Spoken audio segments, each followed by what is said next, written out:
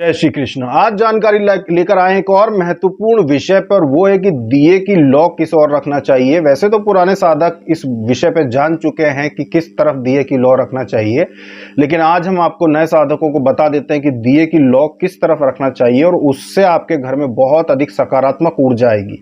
आपके घर में देवी देवता जब हमारे क्षेत्र में आते हैं, इस मृत्यु लोक में भी देवी देवता आते हैं विचरण करने के लिए, और विचरण करते हैं कि कौन कैसा जीवन जी रहा है और अपना आशीर्वाद देकर जाते हैं। तो जब आपके घर में देवी देवता विचरण करने आएंगे, जब अष्ट लक्ष्मी आपके घर में विचरण करने आएंगी, जब शिव जी आएंगे, जब विष्णु जी आएंगे, हर मनुष्य के घर को देखते जरूर है, विचरण करते रहते हैं। तो जब वो आपके घर में आएंगे तो वो देखेंगे कि आपके घर का दीपक की लौ किस तरफ जलती है, तो उससे आशीर्वाद देके जाते हैं। साथ में उनके आने से सकारात्मक ऊर्जा जो आती है आपके घर में, वो घर में रुक जाती है, वो घर में स्थायी रूप से रुकती है। कोई भी देवी देवता आएगा, दीपक की लौ अगर सही दिशा में आप करके जलाते हैं तो उससे सकारात्मक ऊर्जा घर में स्टोर होती है, रुकती है, घर में पवित्रता बढ़ती है। आपने भी देखा होगा, बहुत सारे ऐसे अपने रिश्तेदारों के घर आप आते जाते होंगे, उन रिश्तेदारों में से 10, 15, 20 रिश्तेदारों में से 1 या 2 रिश्तेदार का घर ऐसा होगा जिनके घर में जब आप जाके बैठते होंगे तो बहुत हल्का महसूस होता होगा, पवित्रता महसूस होती होगी, बहुत ही अच्छा आपको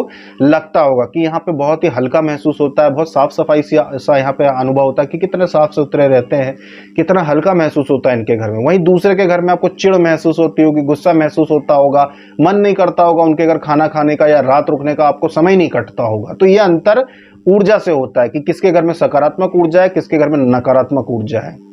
हमेशा से ध्यान रखना, जितने भी देवता होते हैं, जो प्रमुख देवता होते हैं, शक्तिशाली देवता होते हैं, ये सभी की सभी पूर्व दिशा की तरफ से आते हैं।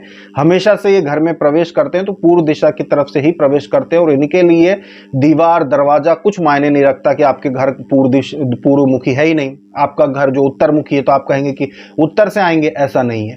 पूर्व दिशा से ही देवता, प्रमुख देवता सभी आते हैं। तो दिए का मुख हमेशा पूर्व दिशा की ओर रखना चाहिए।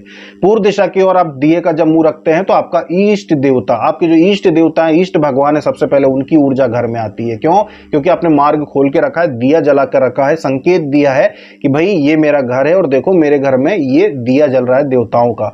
तो आपके घर में सकारात्मक ऊर्जा आएगी।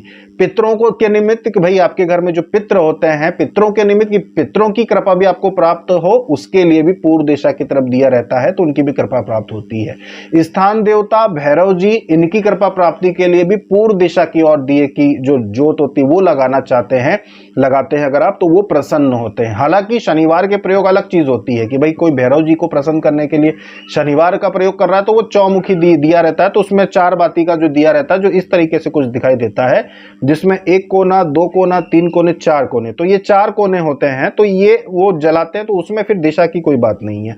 लेकिन जब आप प्रमुख रूप से दिया जलाते हैं तो उसकी बातें हमेशा पूर्व दिशा की ओर रखिए आप, तो उससे आपके घर में सकारात्मक ऊर्जा बढ़ती है। हमेशा पूर्व दिशा की तरफ ही रखो। चाहे आप देवी भक्त हो, चाहे आप देवताओं के भक्त हो, चाहे आप श्री राम को मानते हो, चाहे हनुमान जी को मानते हो, किसी भी देवी देवता को मानते हो, दिए की ज्योत हमेशा पूर्व दिशा की ओर रखो। मंदिर भी आप जाते हो कभी किसी कारणवश पूजन करने, दिया लगाने, कि मंदिर में आप जाकर दिया जलाते हो, कुछ भी आप कर्म करते हो, दिए की जो ज्योत होती है उसको पूर्व दिशा की ओर बाती करके रखना चाहिए। तो इससे सकारात्मक ऊर्जा आएगी, घर में उन्नति ही उन्नति होगी। इससे आपको खुद अनुभव होगा कि जब जिस दिन पूर्व दिशा की ओर आप ज्योत लगा के जलाएंगे, आपको एक अलग ही हल्कापन घर में महसूस होगा, एक पवित्रता महसूस होगी।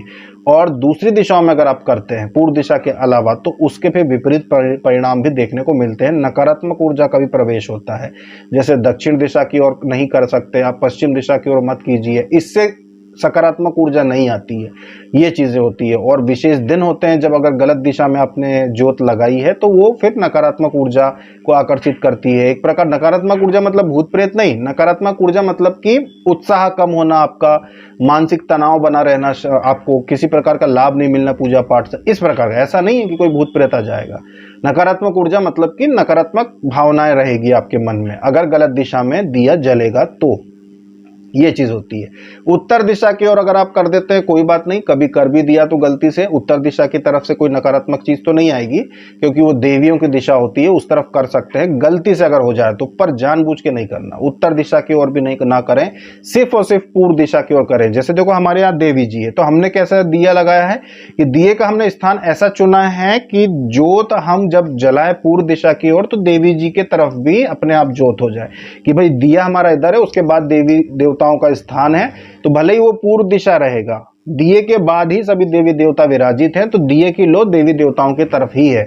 इस तरीके से उसको रख दिया। अब अगर हम उस कोने में रख देते तो फिर वो उल्टी हो जाती कि देवी देवता इस तरफ है और उनको पीठ दिखाता हुआ दिया उधर दूसरी दिशा की तरफ जल रहा है। तो हमने सबसे कोने में इधर चुनाव किया कि यहां रखेंगे तो सभी देवी देवताओं की तरफ इसकी लो होगी, और एक ही दिया पूजन के स्थान में जलाते हैं तो भी चलता है। ऐसा नहीं कि 10 देवी देवताओं की स्थापना है तो सभी के लिए 10 दिए जलेंगे, ऐसा नहीं है। एक ही दिया जलता है प्रमुख सभी देवी देवताओं के लिए। विशेष दिन हो कि भाई शनिवार है, भैरव जी का दिया जला रहे हो, तो फिर वो दूसरा दिया जलेगा, 4 मुख वाला, 4 बाती वाला, तो फिर 2 दिए हो जाते हैं सिर्फ शनिवार के दिन। बाकी दिन तो आपका एक ही दिया रहता है पूर्व दिशा की ओर चेहरा करके, जो आप उपयोग करना आपको सही रहता है, पूर्व दिशा।